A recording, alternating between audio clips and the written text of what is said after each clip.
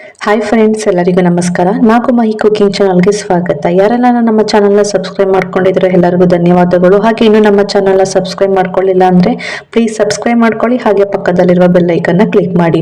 ತುಂಬಾ ಈಸಿಯಾಗಿ ತುಂಬಾನೇ ಹೆಲ್ದಿಯಾಗಿರುವ ಬೀನ್ಸ್ ರೈಸ್ ರೆಸಿಪಿ ಯಾವ ರೀತಿ ಮಾಡೋದು ಅಂತ ನೋಡೋಣ ಬನ್ನಿ.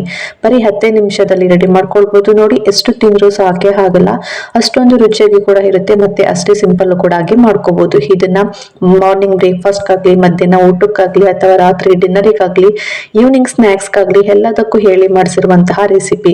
ಬನ್ನಿ ಹಾಗಾದ್ರೆ ಈ ಬೀನ್ಸ್ ರೈಸ್ ನ ಯಾವ ರೀತಿ ಮಾಡೋದು ಅಂತ ನೋಡ್ಕೊಳ್ಳೋಣ.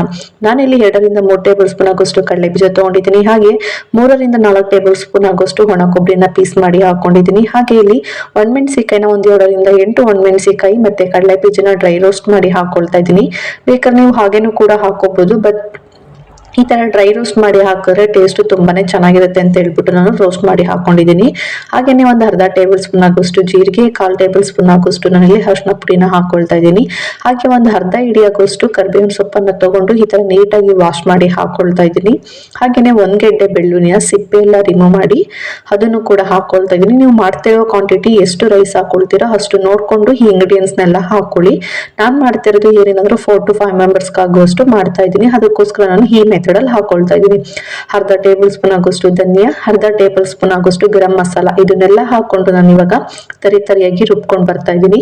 ಇದನ್ನ ನುಣ್ಣಗೆ ರುಬ್ಬಿಟ್ರೆ ಅದು ರೈಸ್ ಅಲ್ಲಿ ಟೇಸ್ಟ್ ಇರಲ್ಲ. ಈ ತರ ತರಿತರಿಯಾಗಿ ರುಬ್ಕೊಂಡ್ರೆ ಆ ರೈಸ್ ಅಲ್ಲಿ ತಿನ್ಬೇಕಾದ್ರೆ ಈ ಸ್ಪೈಸಸ್ ಎಲ್ಲ ಬೈಕ್ ತಿಂದ್ರೆ ಸಿಗ್ತಾ ಇದ್ರೇನೆ ಅವಾಗಲೇ ಟೇಸ್ಟ್ ಕೂಡ ಸೂಪರ್ ಆಗಿ ಕೂಡ ಇರುತ್ತೆ ಅಂತ ಹೇಳ್ಬಿಟ್ಟು ನಾನು ಈ ತರ ತರಿತರಿಯಾಗಿ ರುಬ್ಕೊಂಡಿದ್ದೀನಿ. ನೋಡ್ತಾ ಇರ್ಬೋದು ನಾನು ಯಾವ ರೀತಿ ರುಬ್ಕೊಂಡಿದ್ದೀನಿ ಅಂತ. ನೀವು ಕೂಡ ಇದೇ ರೀತಿನೇ ರುಬ್ಕೊಳ್ಳಿ. ಇವಾಗ ಪಕ್ಕಕ್ಕಿಟ್ಟು ಇದನ್ನ ಸ್ಟವ್ ಆನ್ ಮಾಡಿ ಒಂದು ಕಡಾಯಿನ ಬಿಸಿ ಮಾಡಕ್ಕೆ ಇಟ್ಕೊಂಡಿದ್ದೀನಿ. ಕಡಾಯಿ ಬಿಸಿಯಾಗಿದ್ದ ನಂತರ ನಾನು ಇಲ್ಲಿ 3 ರಿಂದ 4 ಟೇಬಲ್ ಸ್ಪೂನ್ ಆಗೋಷ್ಟು ಎಣ್ಣೆ ಹಾಕೊಂಡಿದ್ದೀನಿ. ಎಣ್ಣೆ ಬಿಸಿಯಾಗಿದ್ದ ನಂತರ ಅರ್ಧ ಟೇಬಲ್ ಸ್ಪೂನ್ ಆಗೋಷ್ಟು ಸಾಸಿವೆ, ಹಾಗೇನೆ ಒಂದು 1/4 ಟೇಬಲ್ ಸ್ಪೂನ್ ಆಗೋಷ್ಟು ಜೀರಿಗೆನ ಹಾಕೊಳ್ತಾ ಇದ್ದೀನಿ. ಸಾಸಿವೆ ಜೀರಿಗೆ ಎಣ್ಣೆಲಿ ಚಟಪಟ ಅಂತ ಸಿಡಿಬೇಕು. ಇದನ್ನ ಲೋ ಮೀಡಿಯಂ ಅಲ್ಲಿ ಇಟ್ಕೊಂಡು ಈ ತರ ಫ್ರೈ ಮಾಡ್ಕೊಳ್ಳೋಣ. ನೋಡಿ, ಇಷ್ಟಾದ್ರೆ ಸಾಕು. ಇವಾಗ ನಾನು ಇಲ್ಲಿ ಒಂದು ಅರ್ಧ ಟೇಬಲ್ ಸ್ಪೂನ್ ಆಗೋಷ್ಟು ಕಡಲೆ ಬೀಜ, 1 ಟೇಬಲ್ ಸ್ಪೂನ್ ಆಗೋಷ್ಟು ಕಡಲೆಬೇಳೆ, ಹಾಗೇನೆ 1 ಟೇಬಲ್ ಸ್ಪೂನ್ ಆಗೋಷ್ಟು ನಾನು ಉದ್ದಿನ ಬೇಳೆನ ಹಾಕೊಳ್ತಾ ಇದ್ದೀನಿ. ಇದನ್ನೆಲ್ಲ ಹಾಕೊಂಡು ನಾವು ಇದನ್ನು ಫ್ರೈ ಮಾಡ್ಬೇಕಾದ್ರೂ ಅಷ್ಟೇ ಲೋ ಮೀಡಿಯಂ ಅಲ್ಲಿ ಇಟ್ಕೊಂಡೆ ಫ್ರೈ ಮಾಡ್ಕೋಬೇಕು ಕೊನೆವರೆಗೂ. ಅವಾಗಲೇ ಈ ರೈಸ್ ಅಲ್ಲಿ ಟೇಸ್ಟ್ ಸೂಪರ್ ಆಗಿ ಕೂಡ ಇರುತ್ತೆ. ಈ ತರ ಫ್ರೈ ಮಾಡ್ಕೊಂಡಿದ ನಂತರ ಸ್ವಲ್ಪ ಕರಿಬೇವಿನ ಸೊಪ್ಪನ್ನ ಹಾಕೊಳ್ತಾ ಇದ್ದೀನಿ. ಇದನ್ನೆಲ್ಲ ಹಾಕೊಂಡು ಫ್ರೈ ಮಾಡ್ಕೊಂಡಿದ ನಂತರ ನಾನಿಲ್ಲಿ 1 ಕಪ್ ಆಗೋಷ್ಟು, ನಾನು ಈ ಅಳತೆಯಲ್ಲಿ 1 ಕಪ್ ಆಗೋಷ್ಟು ಬೀನ್ಸ್ ಅನ್ನ ಆದಷ್ಟು ಚಿಕ್ಕದಾಗಿ ಕಟ್ ಮಾಡಿ ಹಾಕೊಳ್ತಾ ಇದ್ದೀನಿ. ನಿಮ್ ಕೈಲಿ ಎಷ್ಟು ಚಿಕ್ಕದಾಗುತ್ತೋ ಅಷ್ಟು ಚಿಕ್ಕದಾಗಿ ಕಟ್ ಮಾಡ್ಕೊಳ್ಳಿ. ಅವಾಗಲೇ ಈ ರೈಸ್ ಅಲ್ಲಿ ಬೀನ್ಸ್ ತಿನ್ಬೇಕಾದ್ರೆ ಟೇಸ್ಟ್ ಕೂಡ ಸೂಪರ್ ಆಗಿ ಕೂಡ ಇರುತ್ತೆ. ಈ ತರ ಹಾಕೊಂಡಿದ ನಂತರ ಎಣ್ಣೆಲಿ ಏನಿಲ್ಲ ಅಂದ್ರೂ ಇದನ್ನ ಒಂದು 5 ರಿಂದ 7 ನಿಮಿಷ ಎಣ್ಣೆಲೆ ಫ್ರೈ ಮಾಡ್ಕೋಬೇಕು. ಅವಾಗ್ಲೇನೆ ಈ ಬೀನ್ಸ್ ಎಲ್ಲ ಚೆನ್ನಾಗಿ ಬೆಂದಿರುತ್ತೆ. ಆದ್ರೆ ಬೇಗನೆ ಬೆಂದ್ಬಿಟ್ಟಿರುತ್ತೆ, ಬಟ್ ಬೆಳ್ತಿರೋದಾದ್ರೆ ಸ್ವಲ್ಪ ಲೇಟ್ ಆಗುತ್ತೆ. ನಾನಿಲ್ಲಿ ಆದಷ್ಟು ಚಿಕ್ಕದಾಗಿ ಕಟ್ ಮಾಡ್ಕೊಂಡಿದ್ದೀನಿ, ಬೇಗ ಬೇಯಲಿ ಅಂತ ಹೇಳ್ಬಿಟ್ಟು. ಇವಾಗ ರುಚಿಗೆ ತಕ್ಕಷ್ಟು ಉಪ್ಪನ್ನ ಹಾಕೊಂಡು ಆ ಬೀನ್ಸ್ಗೆ ರುಚಿಗೆಲ್ಲ ಹಿಡಿಬೇಕಲ್ಲ, ಅದಕ್ಕೋಸ್ಕರ ಬೀನ್ಸ್ಗೆ ಇವಾಗ ಉಪ್ಪನ್ನ ಹಾಕೊಂಡು ಈ ತರ ಮಿಕ್ಸ್ ಮಾಡ್ಕೊಳ್ತಾ ಇದ್ದೀನಿ. ನೋಡಿ, ಇಷ್ಟಾದ್ರೆ ಸಾಕು. ಇವಾಗ ನಾವು ಅವಾಗಲೇ ರುಬ್ಬಿ ಇಟ್ಕೊಂಡಿರುವಂತಹ ಮಸಾಲೆನೂ ಕೂಡ ಹಾಕೊಳ್ತಾ ಇದ್ದೀನಿ. ಇಲ್ಲಿ ಮತ್ತೆ ಗರಂ ಮಸಾಲ, ಧನಿಯಾ ಪೌಡರ್ ಮತ್ತೆ ಚಿಲ್ಲಿ ಪೌಡರ್ ಎಲ್ಲನೂ ಒಂದೊಂದು ಟೇಬಲ್ ಸ್ಪೂನ್ ಹಾಕೊಳ್ತಾ ಇದ್ದೀನಿ. ಇದನ್ನೆಲ್ಲ ಹಾಕೊಂಡಿದ ನಂತರ ಈ ತರ ಲೋ ಮೀಡಿಯಂ ಅಲ್ಲಿ ಇಟ್ಕೊಂಡು ಫ್ರೈ ಮಾಡ್ಕೋಬೇಕಾಗುತ್ತೆ. ಎಣ್ಣೆಲಿ ಈ ಮಸಾಲೆ ಹಾಕಿರೋದೆಲ್ಲ ಫ್ರೈ ಆಗ್ಬೇಕು, ಹಸಿ ಸ್ಮೆಲ್ ಎಲ್ಲ ಹೋಗ್ಬೇಕು, ಅಲ್ಲಿ ಗಂಟ ಈ ತರ ಫ್ರೈ ಮಾಡ್ಕೋಬೇಕಾಗುತ್ತೆ. ನೋಡಿ, ಈ ತರ ಲೋ ಮೀಡಿಯಂ ಅಲ್ಲಿ ಇಟ್ಕೊಂಡು ಈ ತರ ಫ್ರೈ ಮಾಡ್ಕೋಬೇಕು. ನೋಡ್ತಾ ಇರ್ಬೋದು ಇದು ಎಷ್ಟು ಪರ್ಫೆಕ್ಟ್ ಆಗಿ ಈ ಮಸಾಲೆ ಮತ್ತೆ ಬೀನ್ಸ್ಗೆಲ್ಲ ಎಷ್ಟು ಪರ್ಫೆಕ್ಟ್ ಆಗಿ ಹಿಡಿದಿದೆ ಅಂತ. ಇಷ್ಟಾದ್ರೆ ಸಾಕು. ನಾನು ಇವಾಗ 1 ಕಪ್ ಆಗೋಷ್ಟು ರೈಸ್ ಅನ್ನ ಫಸ್ಟೇ ಬಿಡಿ ಬಿಡಿಯಾಗಿ ರೆಡಿ ಮಾಡಿ ಇಟ್ಕೊಂಡಿದ್ದೀನಿ. ಈ ರೈಸ್ ಅನ್ನು ಕೂಡ ಹಾಕೊಳ್ತಾ ಇದ್ದೀನಿ.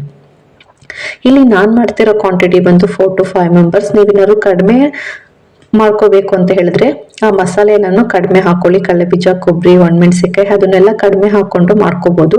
ಅಕಸ್ಮಾತ್ ಪೌಡ್ರ್ ಏನಾದ್ರು ಜಾಸ್ತಿ ಆಯ್ತು ಅಂದ್ರೂ ಪರವಾಗಿಲ್ಲ, ಹೇರ್ ಕಂಟೆಂಟ್ ಬಾಕ್ಸ್ಗಾಗಿ ಇಟ್ಕೋಬಹುದು. ಯಾವಾಗ ಬೇಕಂದ್ರೆ ಅವಾಗ ಈ ತರ ಇನ್ಸ್ಟೆಂಟ್ ಆಗಿ ಕೂಡ ಮಾಡ್ಕೋಬಹುದು. ನೋಡಿ, ಈ ತರ ನೀಟಾಗಿ ಒಂದ್ಸಲಿ ಮಿಕ್ಸ್ ಮಾಡ್ಕೋಬೇಕು.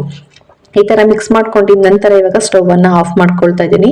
ಈ ಟೈಮಲ್ಲಿ ಏನಾದ್ರು ನಿಮ್ಗೆ ಉಪ್ಪು ಖಾರ ಏನಾದ್ರು ಕಡಿಮೆ ಆಯ್ತು ಅಂತ ಹೇಳಿದ್ರೆ ಸಾಲ್ಟ್ ಬೇಕಾದ್ರೂ ಹಾಕೋಬಹುದು. ಇಲ್ಲ ಖಾರಕ್ಕೆ ಏನಾದ್ರು ಸ್ವಲ್ಪ ಕಡಿಮೆ ಆಯ್ತು ಅಂತ ಹೇಳಿದ್ರೆ ಚಿಲ್ಲಿ ಪೌಡರ್ನ ಹಾಕೊಂಡು ಸ್ಟೀಮ್ ಅಲ್ಲಿ ಇಟ್ಕೊಂಡು ಮಿಕ್ಸ್ ಮಾಡ್ಕೊಂಡ್ರೆ ಆಯ್ತು. ಇಷ್ಟೇ ನೋಡಿ ಫ್ರೆಂಡ್, ಎಷ್ಟು ಕ್ವಿಕ್ ಆಗಿ ಈಸಿಯಾಗಿ ಬರೀ 10 ನಿಮಿಷದಲ್ಲಿ ಈ ಬೀನ್ಸ್ ಅನ್ನ ಉಪಯೋಗಿಸ್ಕೊಂಡು ಈ ರೈಸ್ ರೆಸಿಪಿನ ಯಾವ ರೀತಿ ಮಾಡೋದು ಅಂತ ನೋಡಿದ್ರೆ ತುಂಬಾನೇ ರುಚಿಯಾಗಿ ಕೂಡ ಇರುತ್ತೆ. ತಿನ್ಬೇಕಾದ್ರೆ ಸ್ಪೈಸಸ್ ಎಲ್ಲ ಬಾಯಿಗೆ ಸಿಗ್ತಾ ಇದ್ರೆ ಆಹಾ, ಏನ್ ಸಖತ್ತಾಗಿ ಕೂಡ ಇರುತ್ತೆ ಗೊತ್ತಾ.